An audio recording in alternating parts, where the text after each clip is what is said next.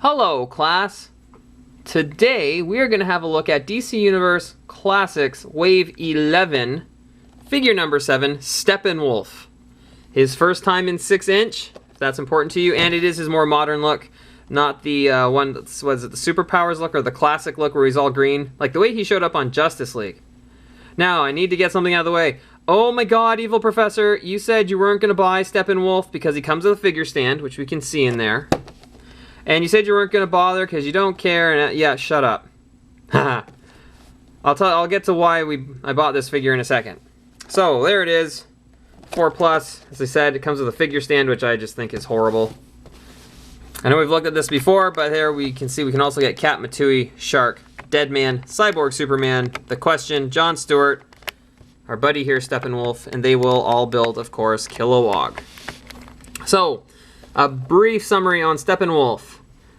The uncle of Darkseid, didn't know that, the ruler of the warlike planet Apocalypse, Steppenwolf commanded the Apocalyptian military. Looking to bring about a war between Apocalypse and its sister world, peaceful New Genesis, Darkseid suggested that Steppenwolf travel to New Genesis and hunt its residents for sport. Kind of like a predator, right? Except not as cool. In implementing the plan, Steppenwolf killed the wife of New Genesis ruler Isaiah. I don't know. War commenced and Steppenwolf was slain by Isaiah. Darkseid later resurrected him and placed him in charge of the planet's military once more.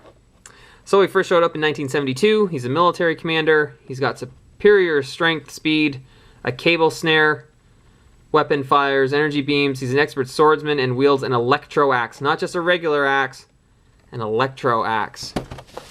So, I said I was going to answer that one important question. Evil Professor, why did you buy this if you thought you weren't going to before? See if we can look there. No, not because of the danger of suffocation, although that's not a bad thing. That sticker, $5. Yep, I was looking around and I saw it and I went, you know what, screw it, $5. Yeah, I'll pick it up. I still don't care really about the character or the figure, but since it seems to be kind of building a little apocalyptian army, figured I needed to have him. So there you go.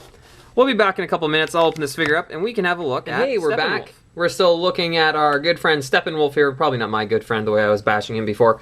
But anyway, gonna have a look at Steppenwolf. Just a quick look around. And we're back. So, just in terms of, I want to start off with the detail on this figure in terms of the mold, the sculpt. Now, in a lot of cases, there are that kind of standard DC UC figure bits to him. The legs are all pretty much the same all the way down to the top of his boots. He's got here basically your typical arms. His torso is more or less the same. But it does have some added detail. And what is that? They decided to just add a whole crap load of spikes to the guy. He's got the spiked shoulder guards, which actually looks like they literally took a shoulder guard and they just kind of mounted it on his arms with the spikes. Lots of spikes. He's got spiked wrist guards here.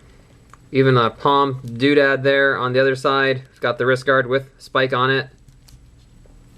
We've got the belt for his backpack. His backpack, which I'm guessing powers the Energon axe, or sorry, Electro axe. Ooh, maybe he stole it from Optimus Prime.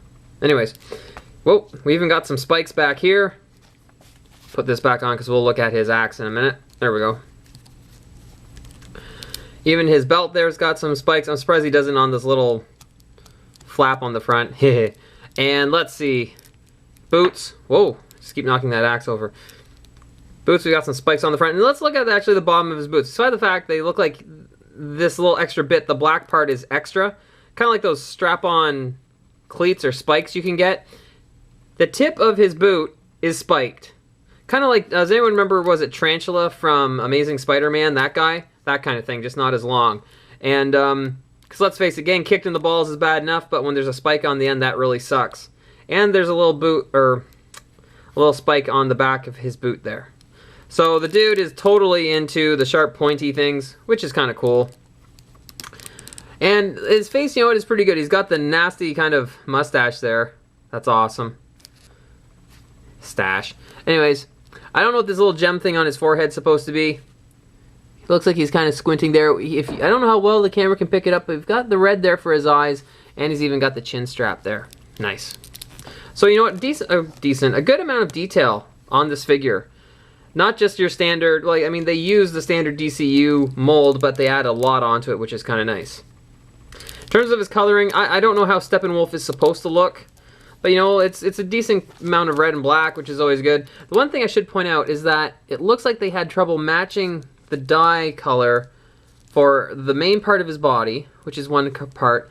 Even his shoulders, I don't know if it's just the light I have in here, that looks a different color, and then the extra bits that they've added on, the shoulder guards, and I think maybe his boots, they're all different colors as well. I don't know if that's on purpose or not, but it's not one solid shade of red. It looks like they have a few different ones. Whether that's good or bad, I don't know. I guess it adds a little level of detail, which is okay. The whole kind of figure looks like he's in fetish gear. I'm sorry, you know, the black leather with the spikes. Looks like he's, even when you look at this head bit, it's got studs on the back. Looks like he's got some S&M stuff going on there.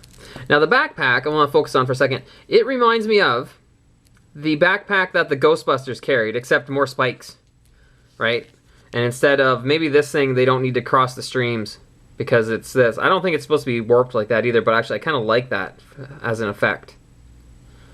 But it reminds me of the Ghostbuster backpack. Maybe it's just because of the cord that's attached. I don't know, I can't help it. That's what I think about. So we can take this axe and we can put it here in his hand, maybe. There we go.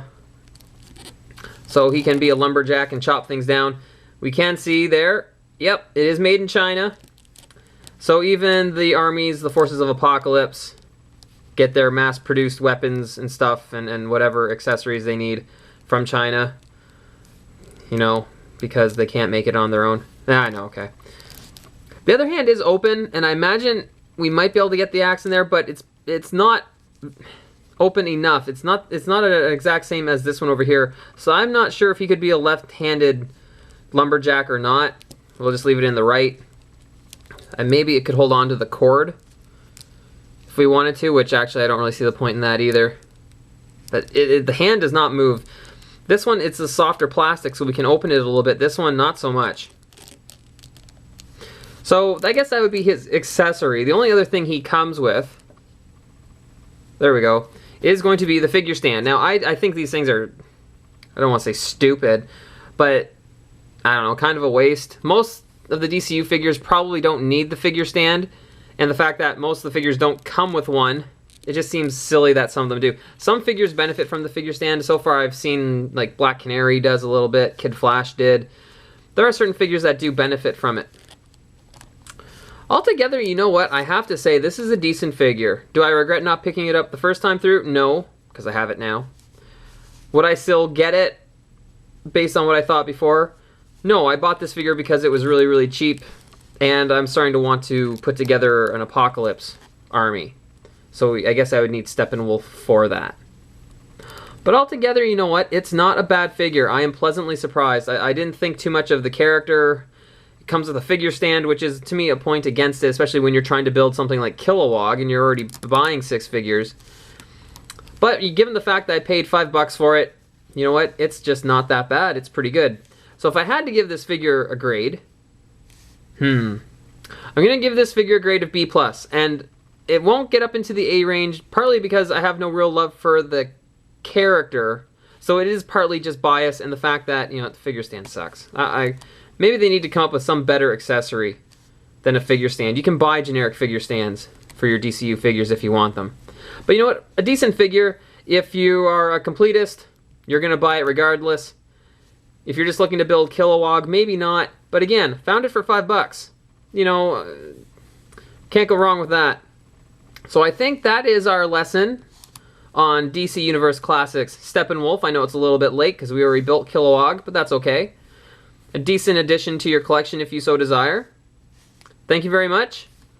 Oh! Try that again. Class is dismissed.